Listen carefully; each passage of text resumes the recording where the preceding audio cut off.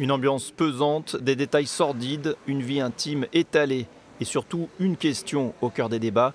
Sylvie de Dieu a-t-elle en toute conscience donné la mort à son nourrisson? Non, avaient répondu les jurés à Chalon-sur-Saône il y a 1 an et demi. L'accusée avait été acquittée car jugée irresponsable pénalement en raison d'une abolition de son discernement due à un déni de grossesse. À l'époque, elle-même avait été surprise par ce verdict. Je veux faire savoir à toutes ces femmes à qui arrive le déni de grossesse que c'est quelque chose d'horrible, mais il faut le faire reconnaître, se faire aider. Déni ou dissimulation, les jurés des assises de la Côte d'Or vont à leur tour devoir trancher. Aujourd'hui, Sylvie de Dieu a répété ne pas avoir eu conscience de sa grossesse, expliquant aussi ne jamais avoir ressenti le désir de maternité. Dans ma tête, ce n'était pas un bébé, martèle-t-elle. C'était quoi alors, lui lance le président de la Cour. Je n'en sais rien, répond-elle d'une voix tremblante.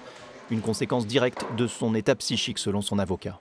Il y a eu un moment au 5e mois où elle s'est rendue compte qu'elle était enceinte, mais il y a eu après une occultation totale de la réalité. Personne n'a vraiment compris, n'a réalisé qu'elle était enceinte, et elle la première.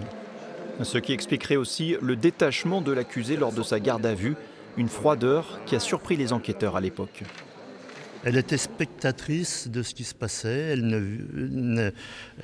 effectivement, comme s'il y avait eu une déconnexion entre son affect et la réalité de ce qu'elle vivait. Aujourd'hui, la quadragénaire affirme n'avoir plus aucun souvenir de ce 22 octobre 2006, contrairement au premier procès. Entre amnésie supposée et confusion mentale, une nouvelle bataille d'experts se profile. Verdict attendu vendredi.